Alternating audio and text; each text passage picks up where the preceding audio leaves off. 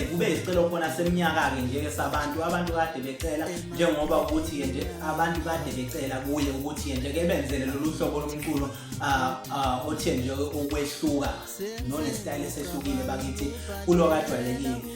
Esinye sezathu ke nje akazivezile ukuthi ke nje ke ingane enze lolu hlobo lomculo ukuthi abantu ke baye bamncenga futhi bamcela ukuthi nje ke elenze lolu hlobo lomculo njengoba ubeke wakade wasebenzisana nabantu ke nje ke abenza i-hip hop abafana no Big Zulu kanjalo ke nje nabanye abaningi ake wasebenzisana nabo kubalwa kibo ontaba yaseDubai. Umlenze Mnyama ke nje kuyethulile nje i-album yakhe ngomsombuluko lo kwamhla ka1 la bekhona ke nje besechaza ukuthi cha kuma-digital store iyatholakala bakithi abantu abahambe bedownloadela eyabo i-album uPhumlani la Kokota. Bese ke nje ukuthi mawusuyilalelile ke nje bese uphinde uyasitshela thina ku comment section yethu ukuthi nje sinjani style esiye noMlenze Mnyama, ngabe wena uyasizwa noma ke mhlambe wena uthini, umnika bani out of 10.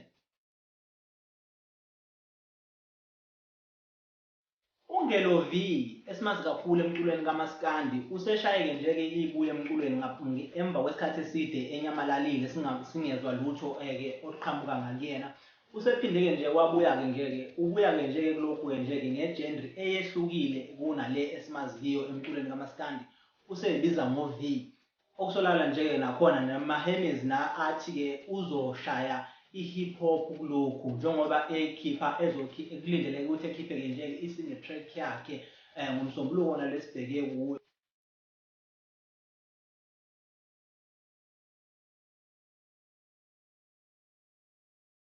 Kahle uduma kahle ke nje ke sambona ke nje ke emavikini amaningi adlule ekhasini lakhe lika-Facebook la kade khona encenga abantu noma futhi ecela futhi ebantwini ukuthi ke nje ke bemxhase kwisibulali magciwane sakhe i-hand sanitizer le akayenzile ke iduma kahle hand sanitizer la kade khona futhi ekhangisa phinde futhi nje ke ecela isupport ebantwini. Isiphumile ke i-hand sanitizer kaduma kahle mawukuthi uyidinga nje lo hand sanitizer kaduma kahle ungachumana ke nje nenduna zomculo kaduma kahle ke zobe sezikulethela yona ke noma zobe sekwazisa ukuthi uzoyithola kanjani. iwu-35 nje ke kuphela nje ke qha njengoba saziye nje ukuthi siphila ngaphansi kwesimo se-COVID-19 kulezi insuku bakithi.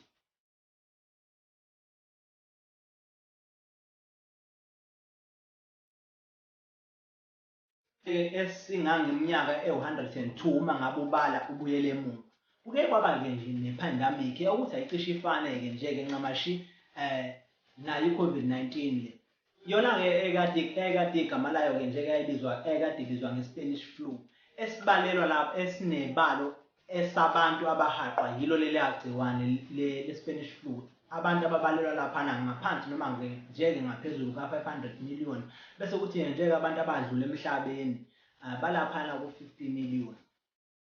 Thina njenge-Under STK Media sifisa nje impilo ende kanje futhi nje nenhlalonhle ebantwini abantu bephephe bakithi lapho ngasemakhaya. Akusiko oqala zenze izinto ezifana nalezi futhi mhlambe ke futhi azigcini ukuthi okwethu ke nje ukuthi sibheke futhi sicele njengoba sazi ukuthi nje njengamanje siphila ngaphansi kweqiniso elisha bakithi. Sesivala umncane kanjalo ke nje ivideo yethu namhlanje sithanda nje ukuthi sibonge kakhulu bonke abantu nje abasubscribe ngaphansi kwe-YouTube channel bakithi, siyabonga kakhulu. Mawukuthi ubonga ka-subscribe sicela nje ukuthi wenze kanjalo ngani zakwethu, sicela nje ukuthi usubscribe ngoba ngaphandle kwakho asilutho ngani zakwethu. Siyabonga kakhulu, siyabonga abantu bephile nje kuze kube futhi nangokulandelayo.